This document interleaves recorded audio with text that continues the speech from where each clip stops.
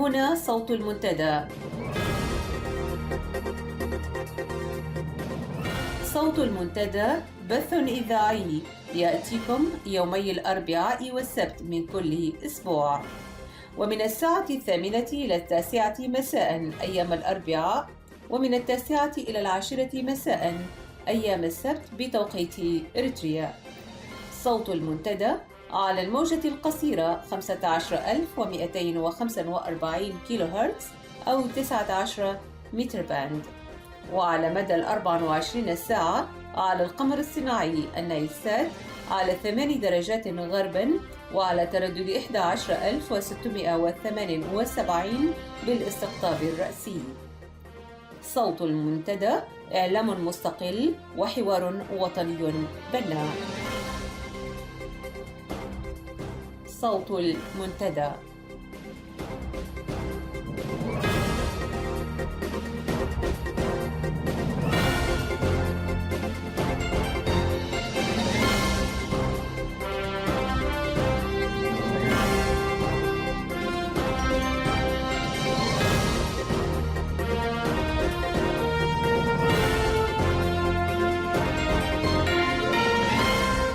مستمعي ومستمعات صوت المنتدى، أسعد الله مساءكم وسائر أوقاتكم. هذا صلاح محمد زين يحييكم ويرحب بكم في ساعة مساء الأربعاء 18 من مارس. في المستهل نقدم إليكم نشرة للأخبار، بعدها تستمعون إلى الزميل يوسف بوليسي وقراءة لانتفاضة عد قيح، ثم نعيد عليكم اللقاء الذي أجريناه مع المناضل أحمد القيسي حول مستجدات الأوضاع الإريترية. وقتا طيبا ومفيدا نرجوه لكم مع فقرات ساعة اليوم.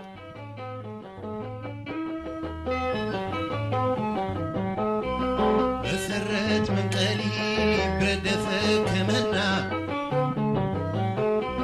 تبريهن يكونن ذنر نفيلنا. مسرت من قليب ردفك منا تبريهن يكونن ذنر نفيلنا. فقدوا برخاك رباتات انجروا عملنا نوين كركح من قراقرو من انت سلام قل من انت نزعنت من انت سلام قل لا يهدنا خسانت كلنا يلنا أب مثواتنا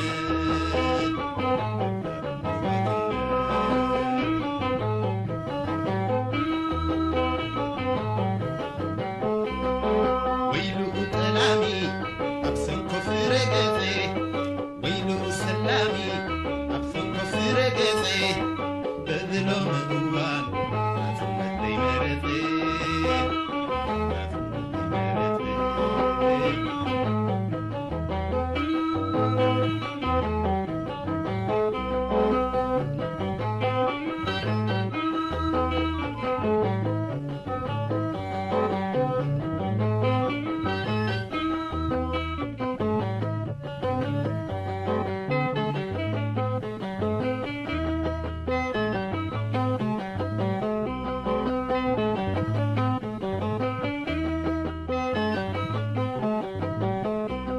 مقرت سقرا بيت طعم كيف قبنا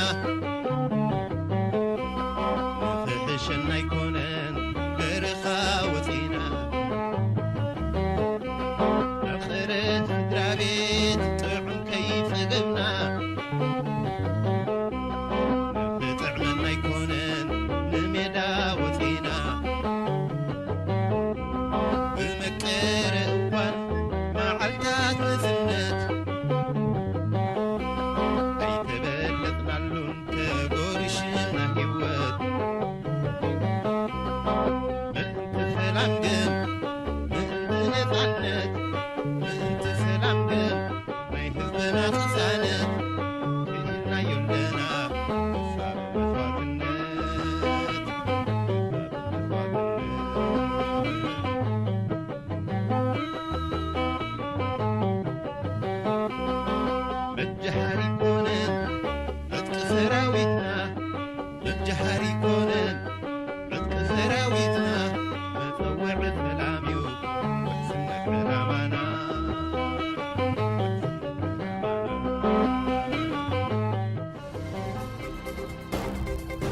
صوت المنتدى.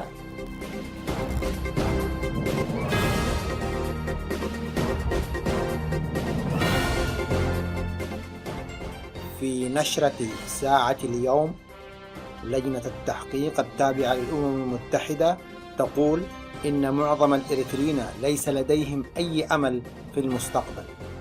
تواصل عمليات هدم المنازل والاعتقال في مدينة عبد قيح. الإريتريون يحيون الذكرى 51 لمعركة تقرب المجيدة.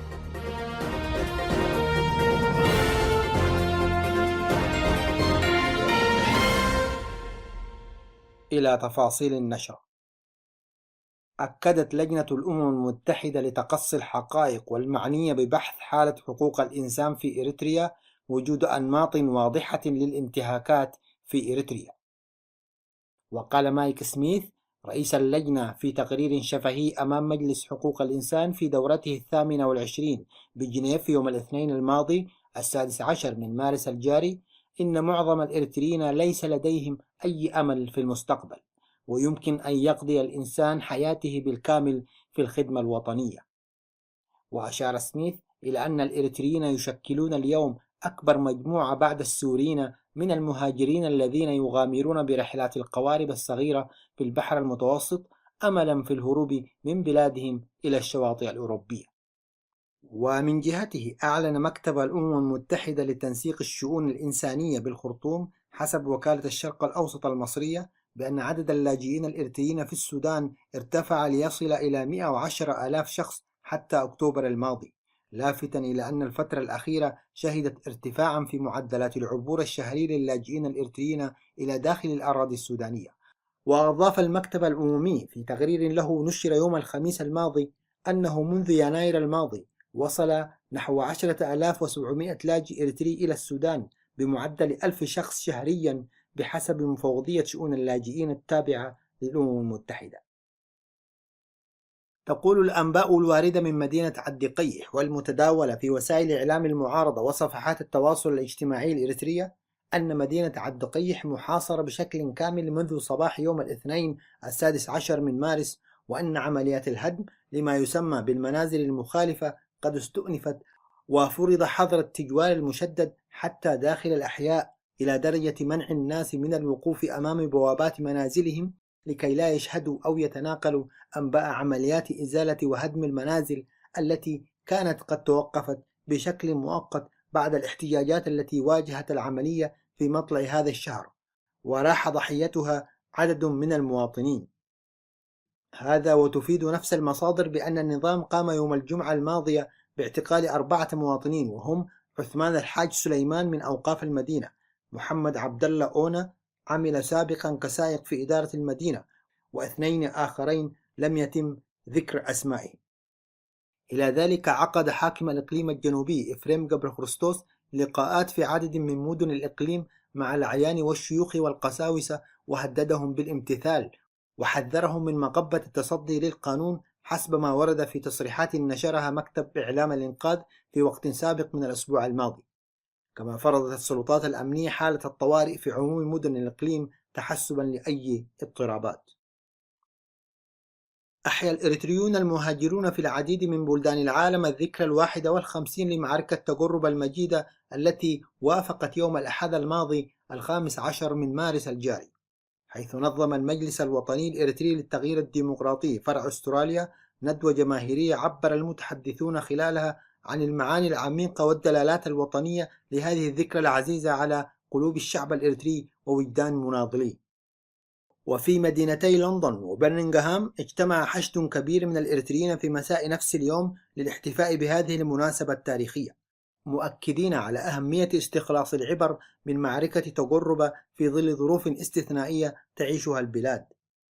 واستعرض المتحدثون وقائع تلك المعركة وأهميتها التاريخية باعتبارها أول مواجهة مباشرة بين نواة الثورة في مرحلتها الجنينية وقوات الاحتلال الإثيوبية، مما جعل من الانتصار في تقرب مدخلا للانتصارات الباهرة التي تراكمت حتى تحرير البلاد ودخول طلائع الجيش الشعبي إلى أسمرة. كما شدد المتحدثون على ضرورة الاستفادة من التاريخ وتجاربه دون التشبث به كقيد حائل يمنع التطلع إلى المستقبل. والجدير بالذكر أن معركة تقرب التاريخية وقعت بين جيش التحرير الإريتري الذراع العسكري لجبهة التحرير وقوات الاحتلال الإثيوبي في 15 من مارس عام 1964. نهاية النشر.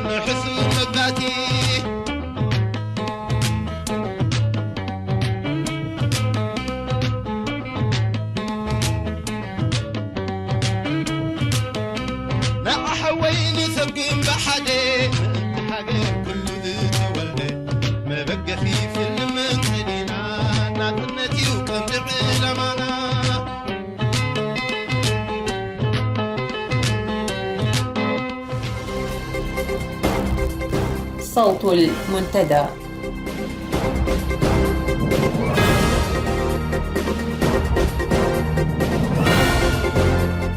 يا شعبنا الأبي، انتفض لاقتلاع حصون الظلم والقهر والتعجرف والاستبداد والطغيان.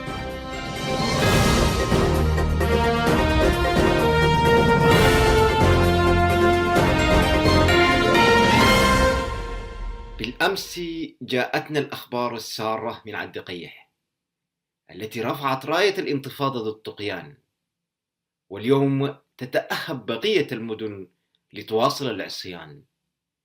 بالأمس انتفضت جماهيرنا في عند قيح ورددت بصوت عالي ومسموع شعار التغيير. أجل التغيير ليس من أجل إجراء تحصينات في جسم النظام الطاغية وترميم مؤسساته كما يدعي البعض أو يروجون لذلك، وإنما لاقتلاع جذور الاستبداد والطغيان. واليوم أيضا تستعد جماهيرنا في كل المدن الإريترية ليس لمقاومة هدم أسماه النظام بالبيوت العشوائية، ولكن حفاظا على كيان الوطن واستنفار كل الطاقات للحفاظ على مكتسباته التي تحققت نتيجة لنضالاته التي استمرت لعقود طويلة ما بين نضال سلمي ومسلح ضد الاحتلال الإثيوبي البغيض. انتفاضة أهلنا في عد قيح سوف لن تقف عند الاحتجاج على هدم منازلهم، بل ستتواصل حتى اقتلاع الظلم والقهر والاستبداد ومسببيها من زمرة الطغيان برئاسة الطاغية السياسة أفورقي. شعبنا أبي فطن لمرام هذه الطغمة المستبدة عندما استهدفت الوطن بأسره بتشتيت سكانه وترهيب أهله ليغادروا أرضه، أرض الأحلام الثورية والآمال العراض. أجل شعبنا الأريتري المناضل فطن باستهداف الطاغية وزمرته لوجوده بتفتيت شرائحه والقضاء على قيمه وموروثاته الثقافية منها والاجتماعية.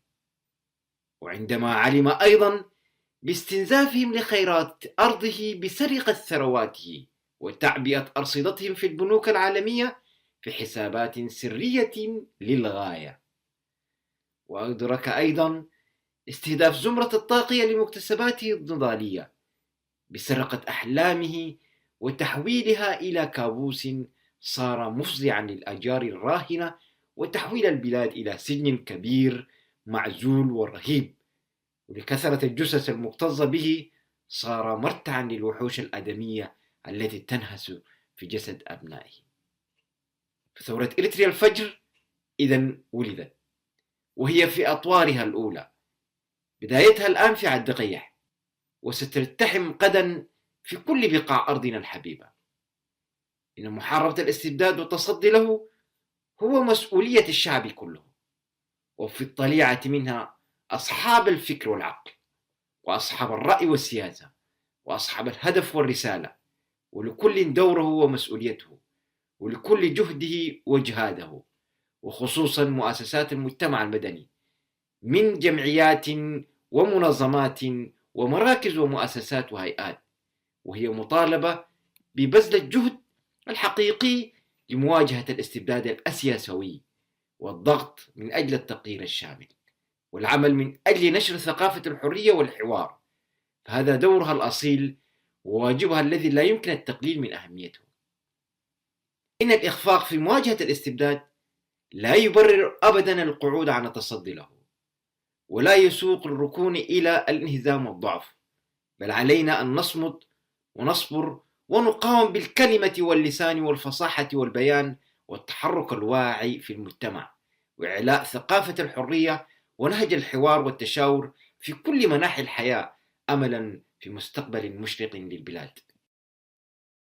تحية لأولئك الرجال الصامدين في وجه الاستبداد والتسلط والطغيان، المقاومين للعدوان على حق الجميع في حياة كريمة حرة كريمة، المتحملين الأذى والاضطهاد في سبيل مستقبل وطنهم وشعبهم.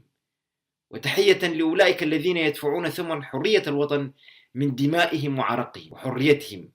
وتحية لأولئك المناضلين الصامدين خلف الأسوار دفاعا عن كرامتهم من أجل التغيير المنشود وحرية شعبهم ومستقبل إريتريا الموعود.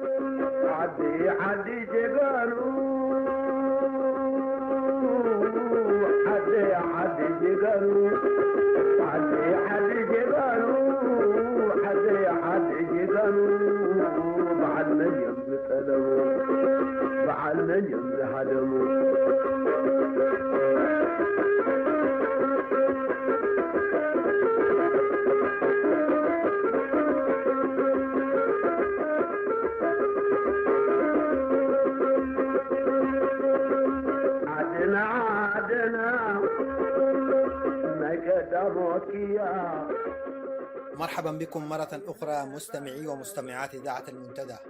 ضيفنا لهذه الساعة المناضل أحمد القيسي. مرحبا بك أستاذ أحمد. أهلا وسهلا.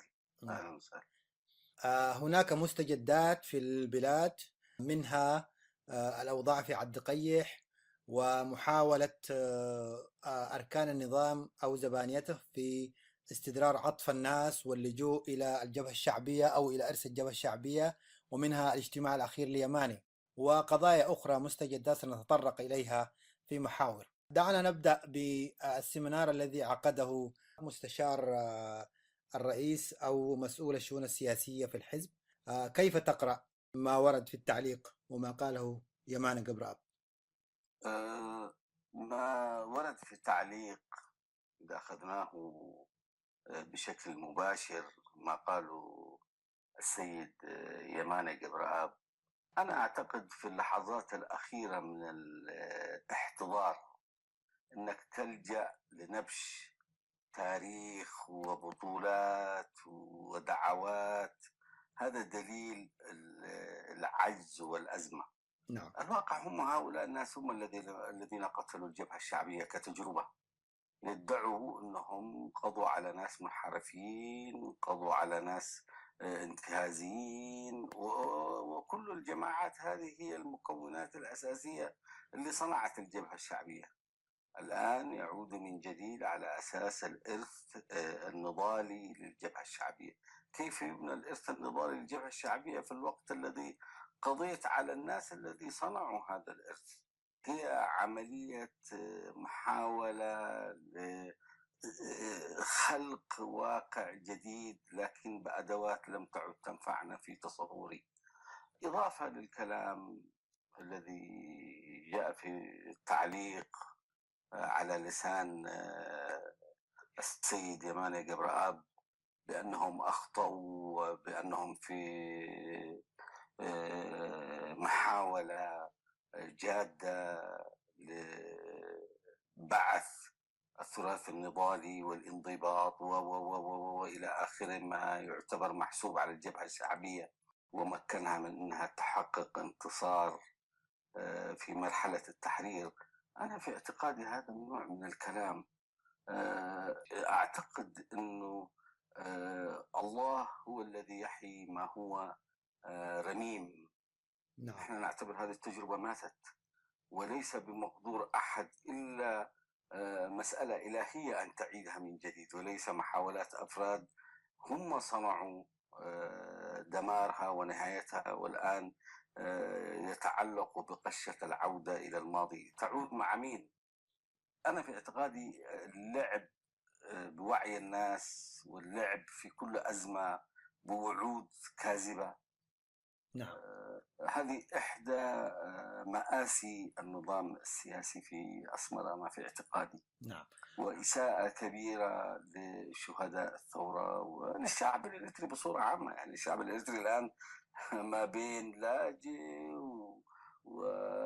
ومتشرب إلى آخره. فهل كانت التجربة بتاع الجبهة الشعبية والتضحيات والناس اللي ماتوا على أساس أن هؤلاء الناس يلجؤوا ويهربوا 3/4 الشباب في إريتريا هربوا؟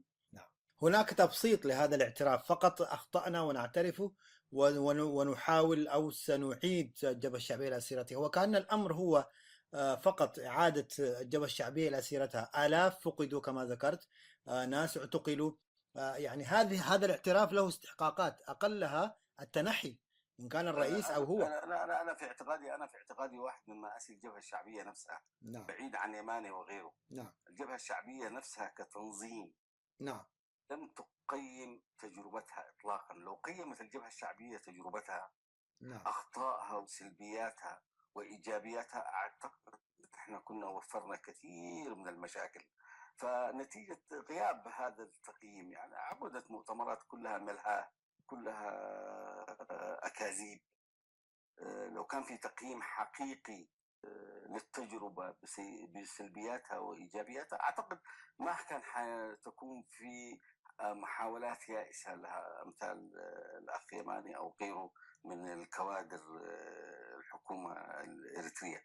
لكن ما في تجربة ضائعة لم تقيم، كل واحد يسخرها ويجيرها لصالحه. أستاذ أحمد، ليس في ثقافة سياس وتاريخ والاعتراف بأخطائه، فما الذي يعني دعا يماني؟ أكيد هناك كما ذكرنا في التعليق هناك شيء، أمر جاء ليماني الاعتراف، ولو كان في اجتماعات مغلقة، ولم يجرؤ أن يقول ذلك في الإعلام، ولكن ليس في ثقافة هذا الرجل الطاغية أنه يعترف بأخطائه. ما الذي جد؟ الواقع هو مش اعتراف بالخطأ. نعم. الواقع هو مجرد أجا قال والله نحن أخطأنا كده، حاجة للمجاملة. أنت لما تطرح في عمل سياسي وتقييمي أنه أخطأنا، يجب أن تطرح تصور ما هو الصح مقابل الخطأ اللي ارتكبته. هؤلاء الناس لم يمارسوا العملية. عملية والله أخطأنا هي للمجاملات الاجتماعية، كيف يقدروا الآن يمرروا الكلام.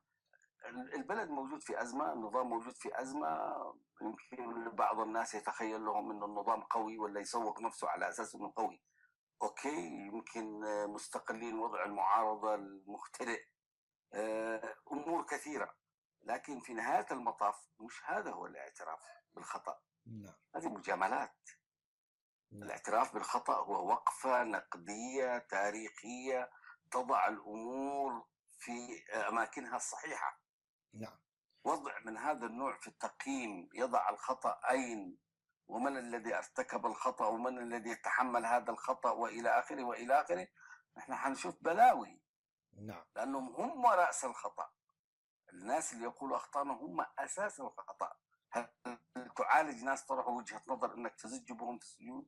هل تعالج مشكلة بلد دفع فيه مئات الآلاف، مش الرقم اللي يجيبوه هم، مئات الآلاف، على أساس يبني نظام مؤسسي قائم على دستور، قائم على مؤسسات راسخة في الحكم.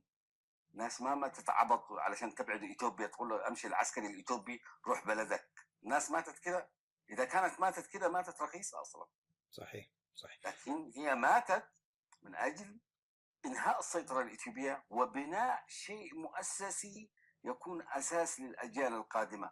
هل هؤلاء الناس بنوا الأجيال القادمة؟ هذا هو السؤال. وهنا المحك، مش إنه الرجل والله طلع واعترف. هذا كلام فارغ. وهذا ما طالبت به مجموعة ال15 القيادات الحقيقية للجبهة والوزراء والسفراء وأعضاء البرلمان وأعضاء اللجنة المركزية والتنفيذية. هذا ما طالبت به. الأزمة المستحكمة في تاريخ الجبهة الشعبية، مش الجبهة الشعبية اللي موجودة في أسمر حاليا، حتى الجبهة الشعبية اللي عملت معجزات في الميدان، أنها تجربة لم تقيم تقييم حقيقي إلى يومنا هذا. نعم. هذا يجب أن يفهمها كل إريتري. مأساة الجبهة الشعبية تكون صنعت تجربة ولكن لم تقيم نفسها كتجربة، لم تضع أين الخطأ وأين الصواب. هذا هو الطريق الصح نحو المستقبل. طالما هذا الموضوع غائب، إذا فالمشكلة قائمة. خليك منهم هذين في كل مناسبة يطلعوا لي بأشياء. هم ماسكين سلطة وماسكين أمن وماسكين جيش، وحتى الناس إذا ما قبلوهم حيقبلوهم بالعافية، ولا يودوهم السجن ولا يودوهم في أبد الآبدين. نحي تراث الجبهة الشعبية. هل هو قرار سياسي؟ هل هو قرار سياسي إنك تحيي تراث الجبهة الشعبية؟ قرار تراث الجبهة الشعبية مش قرار سياسي موجود في ذهن القائد الفذ. هذه تجربة شعبية جماهيرية تحررية، يجب أخطائها وسلبياتها وإيجابياتها وعظمتها وعظمة رجالها تقيم التقييم الحقيقي. الناس الآن يختلفوا لك على أنت شعبية أنت جبهة التحرير. الآن لو عملنا استفتاء حقيقي. نعم. وهذا الكلام أنا سمعته من صديق عزيز وأنا أعتقد أنه على حق. استفتاء حول قبول الجبهة الشعبية أو جبهة التحرير، يمكن قد لا نجد 5% من الشعب الإريتري قد يقبل هذه المنظومة التي تحكمت في العمل السياسي على مدى سنين. أنا مع احترامي يجب أن نقيم تقييم موضوعي لتجربة الجبهة الشعبية وتجربة جبهة التحرير، لأنه في نهاية المطاف كلا التجربتين هي التجربة السياسية للشعب الإريتري بدون عناوين.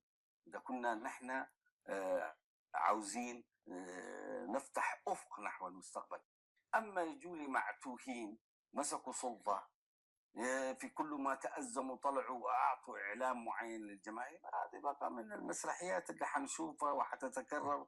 والله يعين يعني. طبعا في ظل حكم الرئيس الحالي أو السياسة الفورقي ليس واردا أن يكون هناك تقييم، لأنه من طالبوا بالتقييم. أنا لا أربط المسألة بشخص. نعم. مهما بلغت ديكتاتوريته والناس يتكلموا كثير، القضية مش قضية الشخص. نعم. القضية أنه في عقلية، في منظومة متكاملة يتحرك ضمنها هذا الرجل. ما في حاجة اسمها واحد سوبرمان ديكتاتور. ما في. الفرد موقعه في التاريخ محدود، لكن المنظومة العاملة الآن لما نجي نحن نحاكم هذا النظام مش كونه والله إنه الرجل يقبل أو ما يقبل، هو يبحث عن مخارج. نعم. هو يبحث عن مخارج، لكن البحث عن المخارج فيها محاسبة، والمحاسبة قد لا تمس الرجل بقدر ما تمس المنظومة كاملة. صحيح. نحن نتكلم عن جنرالات وأخطائهم، نتكلم عن فساد بعض الناس، هذا إفرازات النظام، هذه ممارسات النظام. نشوف كثير من الشباب اللي كان ممكن أن يكون لها عطاء مرمية في الشوارع، نشوف كثير من الشباب اللي هربوا من الخدمة ولا غيره ولا لأسبابهم الشخصية. أنت الذي أوجدت هذا المناخ اللي خلق إشكالية داخل المجتمع وأدى إلى بداية انكسار لهذا المجتمع. نعم. هذه هي المأساة. أنا لا أربطها بشخص، الشخص يتحرك ضمن إطار المنظومة كاملة، وعندما يتأزم يعود إلى التاريخ التليد والعطاء العظيم والانضباط ما بعرف إيش، وهذا تشوفه في الخطاب الإعلامي. يعني نعم. 3/4 الإذاعة والتلفزيون برامجها هي تأكيد لهذه المقولة. صحيح. دائما الاستنجاد برقصات الميدان، دائما الاستنجاد باللقة اللي كانت سائدة في الميدان، دائما إظهار البطولات هي أصلا ما في حاجة اسمها بطولات فردية بالأساس، ما في حاجة اسمها بطولة فردية. البطولة والشجاعة هي مسألة نسبية لا أقل ولا أكثر. أنا قد أكون شجاع الليلة، قد أكون جبان بكرة. نعم. يعني ما في حاجة اسمها كلام بالمطلق. التاريخ يجب أن يؤخذ بإطاره العام، نعم. بعدين تدخل في جزئيات إذا كان هناك في جزئيات وبطولات تظهر هناك شرارات وإلى آخره. صدقني هذه الاجتماعات نعم. لا تغني ولا تسمن من جوع. هذه من جملة الأشياء اللي حنسمعها وحتتكرر، لأنه وضع الأزمة يفترض كل واحد يبحث عن مخرج، مش هم النظام كمخرج، حتى المعارضة كمخرج، لأنه مأساة الشعب الإرثري أصبحت أكبر من النظام وأكبر من المعارضة نفسها. صحيح. صحيح. ننتقل إلى مأساة أخرى، وهي عملية هدم المنازل. طبعا هي لم تبدأ اليوم ولم تبدأ بعد قيح، ولكن السؤال الآن ما هو البرنامج أو ما هي الخطة؟ أنت تهدم بيوت وليس هناك بديل، لا مادي ولا بديل مكاني.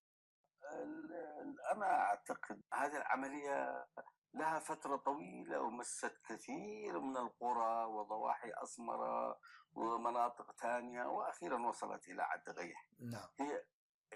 هي المسألة أنا أعتقدها هو طابعها قانوني، لكن المعالجة اللي يعالج الناس هذه معالجة غبية أنا في نظري. نعم. طيب لماذا هدم المنازل؟ في طريقة ثانية لإجراءات قانونية، أفرض غرامات معينة، أفرض شيء معين. يعني في ناس جهد عمرهم كله بنوا فيه بيوت، يعني زي ما تقول تحايلوا على القانون اللي وضعوا النظام. نحن نتكلم الآن عن قانون بصرف النظر من وضع القانون وإلى آخره. طيب عندك أسلوب معين في معالجته. هل تهدم بيت من 3-4 طابق هو جهد عمر لأسرة؟ يا أخي ضع يدك على المبنى وأوجد حل معين يعتبر عقوبة لهؤلاء الناس اللي تحايلوا على القانون. إيش الداعي إنك تدخل في مواجهة مع الشعب؟ لماذا؟ أنا مش قضية عدقية حتى. نعم. أنا أقصد بصورة عامة. نعم. المعالجات مش فقط في قضية البيوت، أصبحت المعالجات لما يعتبروها هم مشكلة في النظام لازم أن تنتهي عن طريق تصفية. هذه عقلية تصفوية.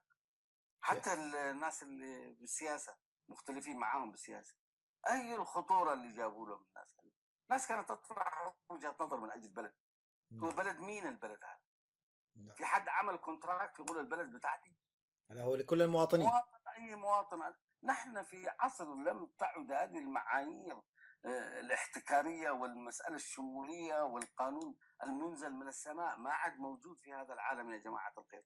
وبالذات في إريتريا أنت لما تيجي تتكلم حتى مع أسرة أنت ما تعرفها نهائيا تحايلت على القانون، تجد أنه في هذا الأسرة لها شهيد أو شهيدين أو جريح، أو يعني أنت صحيح. حتى من باب الأدب واللياقة والأخلاق وتاريخ البلد يجب أن تراعي مشاعر الناس أقل شيء.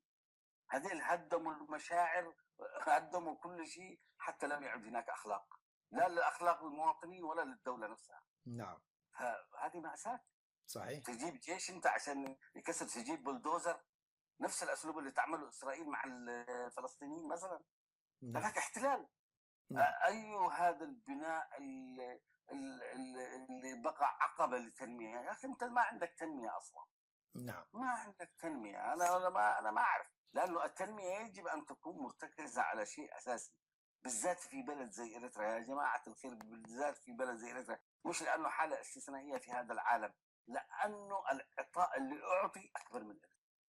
اليوم هو النظام لم يستطع توفير لقمة العيش والماء والكهرباء، ماذا يريد أن يبني بعد تهديم هذه البيوت؟ هو بكل بساطه في قانون اصدره، بغض النظر نحن ما تكلمنا، أنا مش حديثنا في القانون. نعم. هو حديثنا من يحاول ان يتحايل على القانون اللي وضعته انت.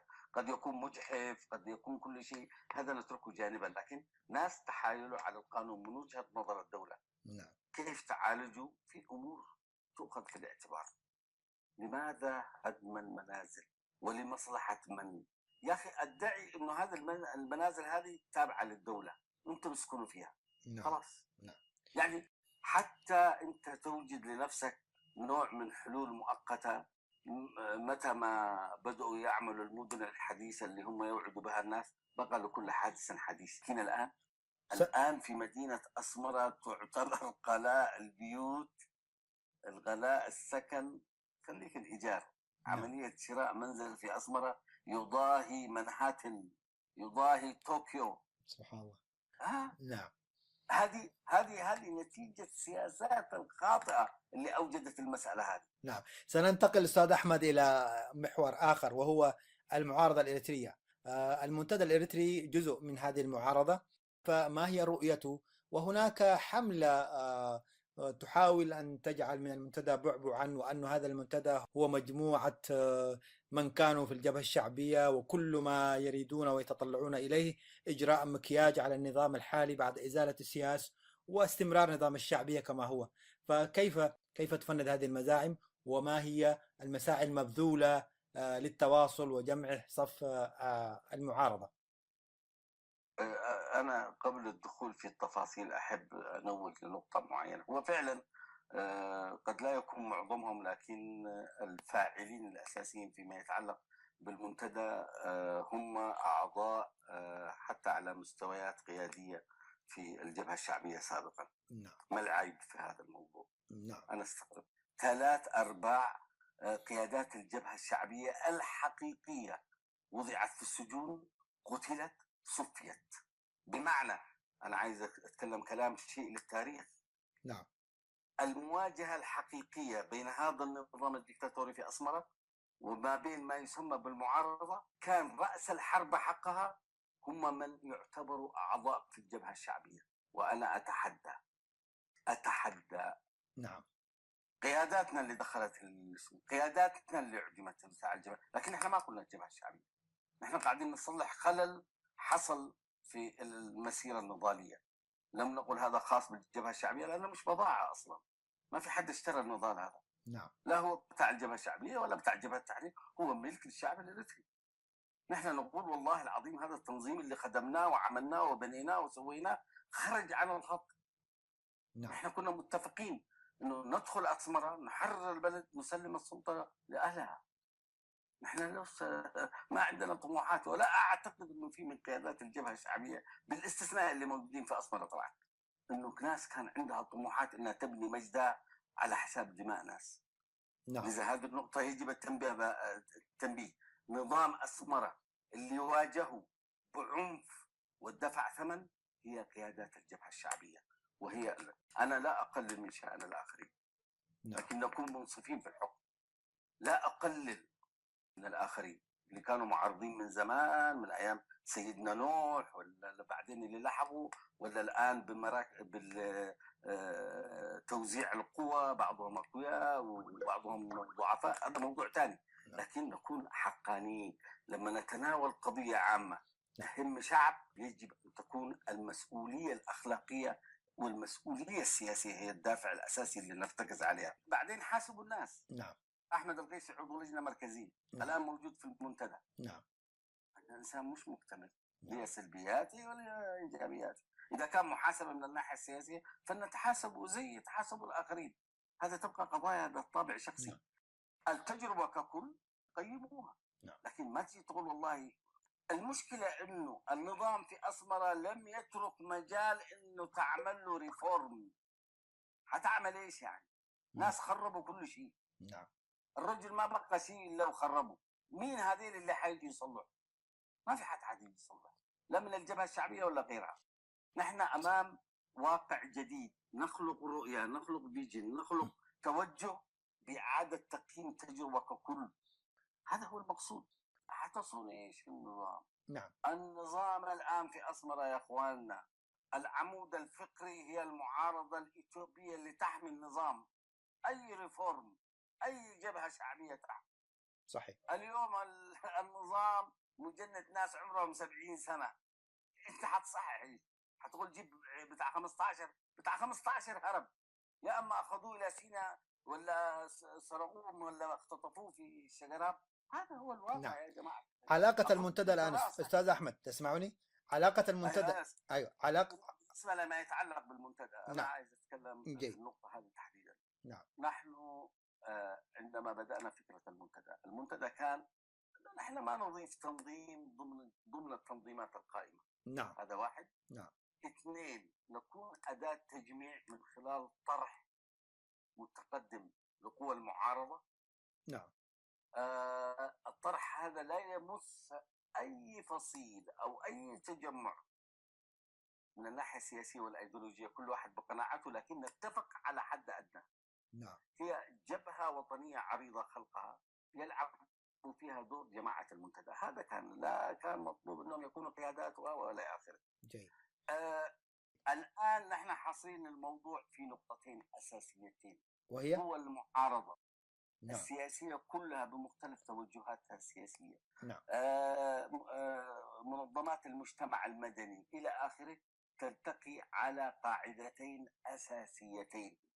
القاعدة الأولى هو إسقاط النظام في أسمرة، مش إعادة خلقه وإعادة إنتاجه، إسقاطه. جيد. كفكر إلى آخره. هذا البند رقم 1. واعتقد المعارضة كلها بمختلف توجهاتها لا تختلف عن هذه النقطة تماما. النقطة الثانية، نعم. وضع تصور آمن للمرحلة الانتقالية، وهذا بحوار كل القوى وكل الشخصيات الوطنية وكل المنظمات ذات الطابع الإنساني إلى آخره المدني. هؤلاء يضعوا تصور للمرحلة الانتقالية. مأساة دول العالم والشرق الأوسط موجودة أمامنا، صفحة مفتوحة. ثورات المراحل الانتقالية نعم. كانت نكبة شعوب. صحيح. نحن لا نريد أن نعيد إخراج هذه المسرحيات التي تجري في هذه المنطقة. هل شرع المنتدى أن يكون انتقال آمن؟ كيف يتم؟ نعم. عبر حوار. جيد. يضع فيه شبه دستور ولا شبه تصور ولا شبه برنامج تلتزم فيه جميع الفصائل. جيد. هكذا يمكن أن تتحد أداة المعارضة ضد هذا النظام وإيجاد مرحلة انتقالية آمنة من خلال مشاركة كل القوى من أقصى اليمين إلى أقصى اليسار. وفي النهاية الشعب الإريتري هو اللي قرر من خلال المرحلة الانتقالية الآمنة لنا جميعا. هذا هو المنطلق اللي ينطلق منه المنتدى. باقي الكلام كله سخافات. جيد. المنتدى إذا لم يكن بمستوى هذه المهمة فليبحثوا عن مسألة تلمه والسلام عليكم خلونا في حالنا. أيوة. جيد. كان سؤالي هل شرع المنتدى في طرح هذه الرؤية والأفكار لقوى المعارضة، وما هي الآليات الآن يعني على الأقل في البداية، يعني الآليات الأولى في التفاهم مع المعارضة لطرح وللوصول إلى ثقة مشتركة وقبول لهذه الأشياء اللي طرحتها، هذه الفكرتين أو قاعدتين الأساسيتين؟ الآن المنتدى وصل إلى قناعة شبه تامة في بلورة هذا الطرح. في لقاءات حصلت مع بعض العناصر العاملة في إطار المنتدى، لكن المشروع كمشروع بشكل مكتمل لم يطرح حتى الآن، حتى يتبلور داخل المنتدى. ونحن حنطرحه كمشروع قابل للنقاش وقابل. طبعا قضية إسقاط النظام لا خلاف عليها، هذه مسألة شبه منتهية، صحيح. إلا إذا في ناس عاوزين يصلحوا الناس، هذه يحاولوا لهم يدوروا لهم أي دعوة تبشيرية لإصلاح، لأنه الناس هذه لا يصلحوا. الزمن لم يصل. نحن عندنا 24 سنة بعد الاستقلال، هؤلاء الناس كم من دروس حدثت ولم. مين اللي حيجي يصلحهم؟ هذه حالة ميؤوسة. ميؤوس منها إلى أبعد حد. نعم. النقطة الثانية، أبحث لكم عن طريقة آمنة لعملية الفراق اللي ممكن يخلق. في بعض الناس يقول لك والله مستحيل إسقاط النظام. يا عمي السياسي إذا مات بكرة فراغ. إذا كنتم تعرفوا النظام صحيح أساسه وعمود الأساسي هو رجل واحد، مأساة. نعم. وهناك من أنا ما حتكلم عن مؤامرات خارجية ومؤامرات من هناك ومن فوق ومن تحت. نحن مجتمعنا في رجال ممكن أن يفجروه بكل بساطة. نتغنى بالنضال. ناس نست أنها كانت تناضل في يوم ما. على عجل في ختام هذا اللقاء، كيف ترى العلاقة الإثيوبية مستقبلا؟ أكيد مربوطة الآن بوجود المعارضة فيها وباعتبارها الدولة الوحيدة التي تسند المعارضة، فكيف تنظر إلى أو كيف ينظر المنتدى لعلاقته مع إثيوبيا الآن ومستقبلا؟ في نقاش، في حوار، في عملية قراءة جديدة للعلاقة مع إثيوبيا. هذا موجود. نعم. وأنا في نظري يجب أن يكون في أشياء مطالب بها النظام الإثيوبي، في إقرار حق الشعب الإريتري بشكل مطلق. أي تغيير في إريتريا يجب أن يبنى على إرادة الإريتريين. هذا شيء يجب التسليم من قبل أي قوة تحكم إثيوبيا. أنا مش بالضرورة أتكلم عن هؤلاء الناس. الآن في مستجدات كثيرة هي بحاجة إلى قراءة وبحاجة إلى تصور وفهم جديد. في عنصر نحن ما أوجدناه، العنصر الآن حتى حيجيبوا اتهامات إنه عملاء للويانة، عملاء للCIA، الكلام الفارغ. عملاء الويانة يا أخي، أنت كلام بوضوح قالوا الرئيس السياسي في مصوى على ما أعتقد. نعم. إنه لم يكن خلافنا مع النظام الإثيوبي خلافات حدود. هذا كلام خطير. نعم. كلام خطير. وما أنتم فجرتم حرب مدمرة ليش؟ وهناك لقاء مع في جريدة الحياة قبل سنوات يقول فيه نفس الكلام بالخط العريض. نعم. نحن طيب الشعب الإريتري هل يفهم قضية مع إثيوبيا غير بادمة؟ حتى ما يفهم حدود، يفهم بادمة. نعم. طيب على كل حال أنا أعتقد المنتدى الآن في عملية قراءة وإعادة قراءة للواقع ككل، وحيقدموا للمعارضة بصورة عامة يعني. ومن حق الناس هذه أن تدخل في حوار وتدخل في وضع تصورات للمستقبل. نعم. نحن نشكر لك تفضلك بهذا اللقاء ووجودك معنا خلال هذه المقابلة، فنتيح لك المجال لقول كلمة أخيرة. أتمنى أن يعوا الناس الواقع الذي نعيشه، وأن يبنوا من خلال هذا الواقع الأدوات النضالية اللي يمكن من خلالها تحقيق المبادئ الأساسية اللي رفعت في بداية الثورة. وزي ما ذكرت الآن يجب وضع هؤلاء الشباب في مقدمة هذا النضال حتى يحققوا إرادة الشعب الإريتري. نحن قدمنا ما نقدر عليه، والآن دورنا لا يتعدى النصح، ومن باب أننا نحن عشنا تجربة معينة. أما أن نتصدر، نحن لم نعد قادرون، لا الزمن ولا العمر ولا الكفاءة العقلية حتى. نحن والذين يحكمون في إريتريا فلنذهب نبحث لنا عن موقع نودع فيه هذا العالم. لا يمكن أن نرسم نحن مستقبل إريتريا من باب أننا نحن والله من بدأنا بالنضال، ويجب أن نستمر حتى نوريكم فينا الطريق الصح. هذا المنطق اللي يعمله النظام الإريتري يجب ألا يكون منطق المعارضة الإريترية. نعم. هناك جيل جديد يتجاوز مفهوم مسلم مسيحي، يتجاوز مفهوم الأقليمية والطائفية والتعصب وإلى آخره، لخلق كيان إريتري متوحد وطني. هناك شباب يجب أن نسلمهم الراية. هذه الخاتمة اللي ممكن الواحد يسلم فيها. نختم بهذه الخاتمة الرائعة والجميلة وهذه النصائح، ونشكر لك وجودك معنا شكرا لك المناضل أحمد القيسي، وإلى اللقاء مستمعي الكرام، وشكرا لمتابعتكم. شكرا.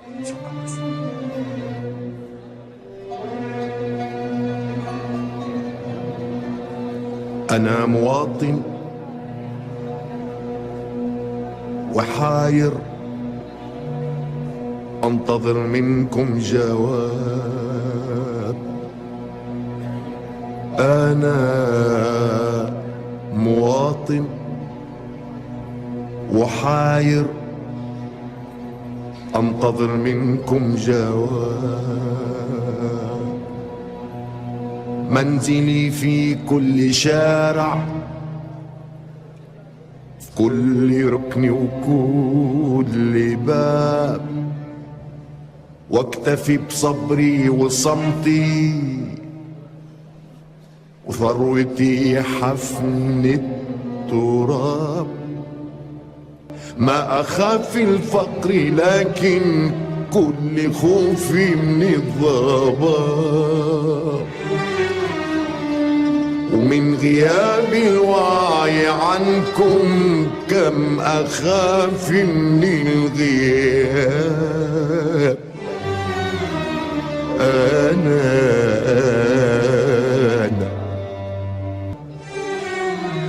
سادتي وانتم حكمتم، حكمكم حكم الصواب. وثورتي كانت غنيمة وافرة الحظر الجناب. ما يهم ولا أبالي الدنيا دايسة بمداسي. أنا ما يهم ولا أبالي الدنيا دايسة بمداسي. لكن خلوني بلادي، لكن خلوني بلادي، لكن خلوني بلادي. وكل ما قلتم مع راسي.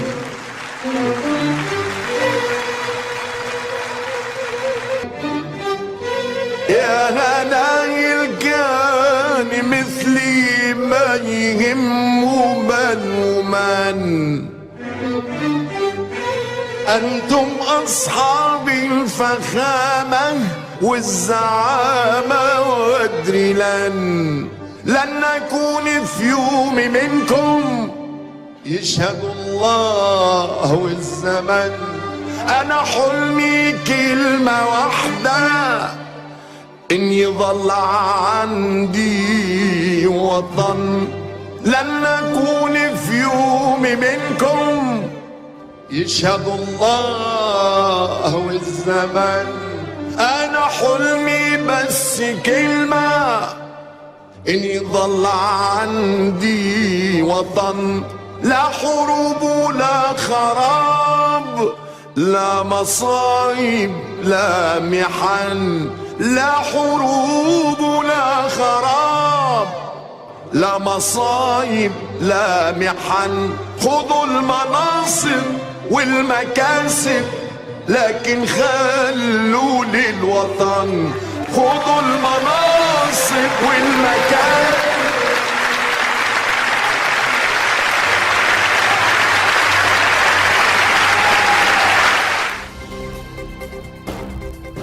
صوت المنتدى.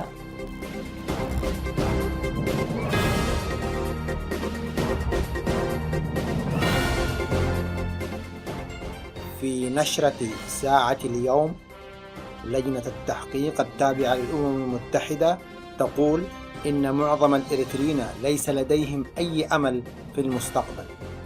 تواصل عمليات هدم المنازل والاعتقال في مدينة عبد قيح.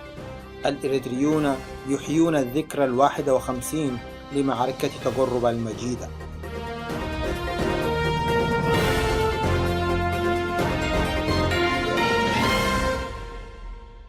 إلى تفاصيل النشرة. أكدت لجنة الأمم المتحدة لتقصي الحقائق والمعنية ببحث حالة حقوق الإنسان في إريتريا وجود أنماط واضحة للانتهاكات في إريتريا. وقال مايك سميث رئيس اللجنة في تقرير شفهي أمام مجلس حقوق الإنسان في دورته 28 بجنيف يوم الاثنين الماضي 16 من مارس الجاري إن معظم الإريتريين ليس لديهم أي أمل في المستقبل، ويمكن أن يقضي الإنسان حياته بالكامل في الخدمة الوطنية. وأشار سميث إلى أن الإريتريين يشكلون اليوم أكبر مجموعة بعد السوريين من المهاجرين الذين يغامرون برحلات القوارب الصغيرة في البحر المتوسط أملا في الهروب من بلادهم إلى الشواطئ الأوروبية. ومن جهته أعلن مكتب الأمم المتحدة لتنسيق الشؤون الإنسانية بالخرطوم حسب وكالة الشرق الأوسط المصرية بأن عدد اللاجئين الإريتريين في السودان ارتفع ليصل إلى 110,000 شخص حتى أكتوبر الماضي، لافتا إلى أن الفترة الأخيرة شهدت ارتفاعا في معدلات العبور الشهري للاجئين الإريتريين إلى داخل الأراضي السودانية. وأضاف المكتب الأممي في تقرير له نشر يوم الخميس الماضي أنه منذ يناير الماضي وصل نحو 10,700 لاجئ إريتري إلى السودان بمعدل 1000 شخص شهريا بحسب مفوضية شؤون اللاجئين التابعة للأمم المتحدة.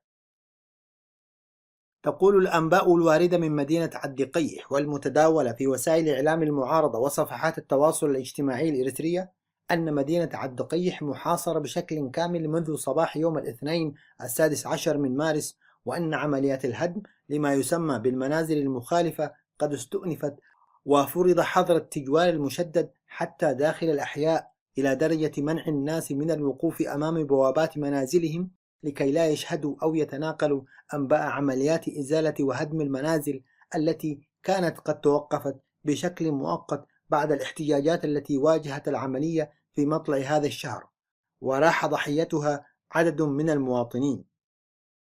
هذا وتفيد نفس المصادر بأن النظام قام يوم الجمعة الماضية باعتقال 4 مواطنين، وهم عثمان الحاج سليمان من أوقاف المدينة، محمد عبد الله أونا عمل سابقا كسائق في إدارة المدينة، و2 آخرين لم يتم ذكر أسمائهم.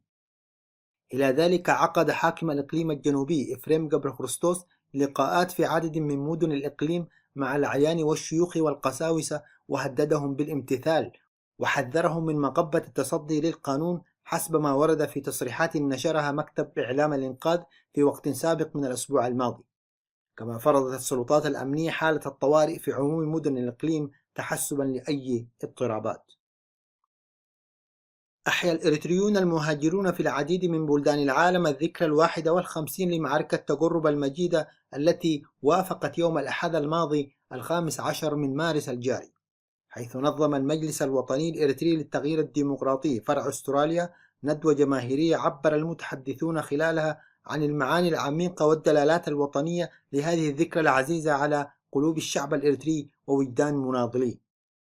وفي مدينتي لندن وبرمنغهام اجتمع حشد كبير من الإريتريين في مساء نفس اليوم للاحتفاء بهذه المناسبة التاريخية، مؤكدين على أهمية استخلاص العبر من معركة تقرب في ظل ظروف استثنائية تعيشها البلاد. واستعرض المتحدثون وقائع تلك المعركة وأهميتها التاريخية باعتبارها أول مواجهة مباشرة بين نواة الثورة في مرحلتها الجنينية وقوات الاحتلال الإثيوبية، مما جعل من الانتصار في تقرب مدخلا للانتصارات الباهرة التي تراكمت حتى تحرير البلاد ودخول طلائع الجيش الشعبي إلى أسمرة. كما شدد المتحدثون على ضرورة الاستفادة من التاريخ وتجاربه دون التشبث به كقيد حائل يمنع التطلع إلى المستقبل. والجدير بالذكر أن معركة تقرب التاريخية وقعت بين جيش التحرير الإريتري الذراع العسكري لجبهة التحرير وقوات الاحتلال الإثيوبي في 15 من مارس عام 1964. صوت المنتدى.